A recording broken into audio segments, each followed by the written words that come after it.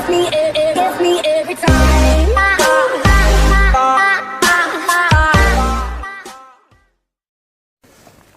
সবাইকে অভিনন্দন উদ্ভট বিজ্ঞান চ্যানেলের পক্ষ থেকে আমাদের আজকের ভিডিও টপিক হচ্ছে মানবদেহের রক্ত এবং রক্ত সঞ্চালন পর্ব 2।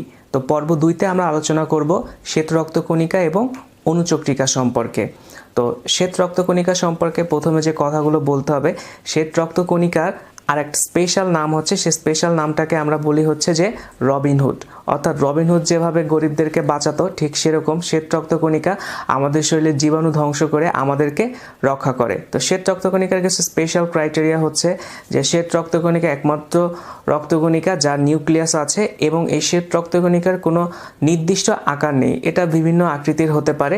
তো এই শ্বেত রক্তকণিকাকে সায়েন্টিস্টরা দুইটা ভাগে ভাগ করেছে, সেটা হচ্ছে দানাদার এবং অদানাদার। এই বেসিসে যে দানাদার যেটা সেটাকে আমরা বলি গ্রানুলোসাইট এবং যেটা অদানাদার সেটাকে আমরা বলি অ্যাগ্রানুলোসাইট। তো প্রথমে আমরা আসি অদানাদার বা অ্যাগ্রানুলোসাইট। অদানাদার বা অ্যাগ্রানুলোসাইটের মধ্যে আছে মনোসাইট এবং লিম্ফোসাইট, এবং দানাদারের মধ্যে আছে ইউসিনোফিল, বেজোফিল এবং প্রথমে আমি আসি অদানাদারের মধ্যে দুটি হচ্ছে মনোসাইট এবং লিম্ফোসাইট। তো মনোসাইট যেটা তোমরা স্ক্রিনে দেখতে পাচ্ছ উপরের দিকে যে আসে মনোসাইট, সেটা হচ্ছে সাইটোপ্লাজমটা বেশ ঘন এবং ভিতরে যে নিউক্লিয়াসটা আছে সেটা হচ্ছে কিছুটা লালচে রঙের। এরপরে আমি আসি যে লিম্ফোসাইট। তো এই লিম্ফোসাইট দুই ধরনের হয়, একটা হচ্ছে বড় লিম্ফোসাইট আর একটাকে আমরা বলি ছোট লিম্ফোসাইট। এই লিম্ফোসাইটও অনেকটা মনোসাইটের মতো, এটা সাইটোপ্লাজম থাকে, তবে এটা হচ্ছে মনোসাইটের থেকে কিছুটা কম এবং এর নিউক্লিয়াসটা গোলাকার থাকে এবং কোনো ভাগ থাকে না এই লিম্ফোসাইটে। এরপরে আমি চলে আসি দানাদারে তোমরা খেয়াল করো যে এখানে প্রত্যেকটা নামের শেষে একটা কমন শব্দ আছে, সেটাকে আমরা বলছি যে ফিল, অর্থাৎ ইউসিনোফিল, বেজোফিল এবং নিউট্রোফিল।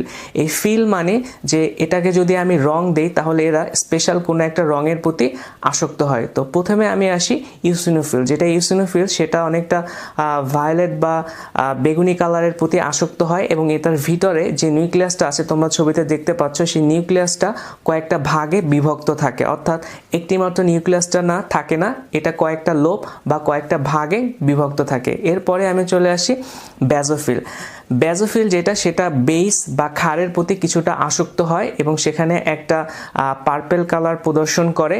তো এই যে বেজোফিলটা, সেখানে তোমরা দেখতে পাচ্ছ যে এটা নিউক্লিয়াসটা কয়েকটা ভাগে বিভক্ত থাকে এবং এর ভিতরে সাইটোপ্লাজমে বেশ কিছু দানাদার পদার্থ থাকে। তো এরপরে আমি আসি নিউট্রোফিলের নামেই বোঝা যাচ্ছে যে এখানে একটা নিউট্রাল কথাটা আছে, অর্থাৎ সে কোনো কিছু দ্বারাই আসক্ত হয় না।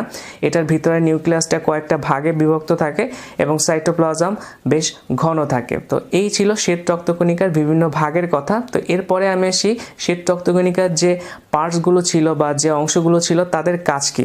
যেটা মোস্ট ইম্পর্টেন্ট সেটা হচ্ছে যে বেজোফিল। এই বেজোফিল এক ধরনের বিশেষ ধরনের রাসায়নিক পদার্থ নিঃসরণ করে, যেটার নাম হচ্ছে হেপারিন। এই হেপারিনের কারণে আমাদের রক্তটা শরীরের ভিতরে কখনো জমাট বাঁধে না। আমরা জানি আমাদের শরীরে কোনো একটা জায়গা কেটে গেলে বাইরে সেটা জমাট বেঁধে যায়, কিন্তু ভিতরে কখনোই জমাট বাঁধে না।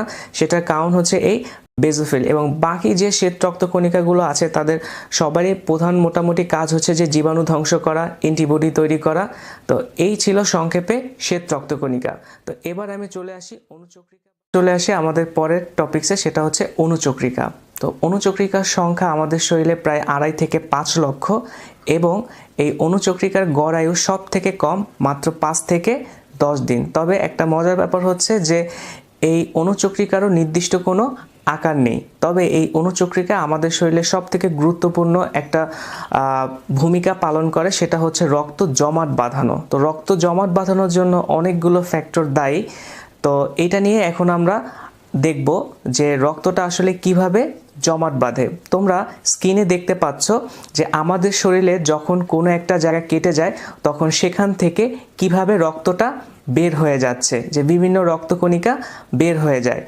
তো এই আমাদের কোনো একটা জায়গা যখন কেটে যায় তখন সেখানে প্লেটলেট বা অনুচক্রিকা যে থাকে সে সবার আগে বাতাসের সংস্পর্শে চলে আসে এবং বাতাসের সংস্পর্শে যখন সে আসে তখন সে একটা রাসায়নিক পদার্থ ক্ষরণ করে, যেটার নাম হচ্ছে থ্রোম্বোপ্লাস্টিন।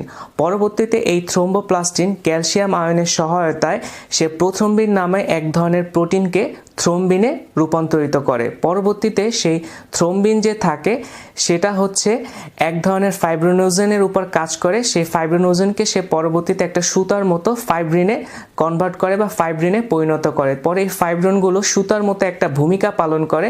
তখন যে ঘটনাগুলো ঘটে সেই সুতাগুলো একটার পর একটা একসাথে লেগে একটা জালের মতো অংশ তৈরি হয় এবং এই জালের মতো অংশতে শরীরের যে রক্তকণিকা যে বাকিগুলো থাকে তারা হচ্ছে আটকে যায় এবং রক্তটা বাইরে যাওয়া থেকে বিরত থাকে, রক্ত জমাট বাঁধে এবং রক্তক্ষরণ বন্ধ হয়। তো এটা ছিল অণুচক্রিকার একটা কাজ। এছাড়া অণুচক্রিকার আর একটা যে কাজ আছে সেটা হচ্ছে যে অণুচক্রিকা সেরোটোনিন নামে এক ধরনের রাসায়নিক পদার্থ ক্ষরণ করে। সেই রাসায়নিক পদার্থ ক্ষরণের কারণে যে ঘটনা ঘটে রক্তনালিকাটি সংকুচিত হয়ে যায় এবং রক্ত পড়া বন্ধ হয়ে যায়। তো এই ছিল সংক্ষেপে অণুচক্রিকা।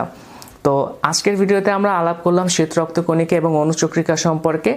তো পরবর্তীতে আমরা আলোচনা করব মানবদেহের হৃৎপিণ্ড এবং রক্ত সঞ্চালন সম্পর্কে। আজকে তাহলে বিদায় নিচ্ছি। যদি আমাদের ভিডিওটি ভালো লেগে থাকে তাহলে তোমরা আমাদের চ্যানেলটিকে সাবস্ক্রাইব করো, আমাদের ভিডিওটিকে শেয়ার করো। আজকে বিদায় নিচ্ছি।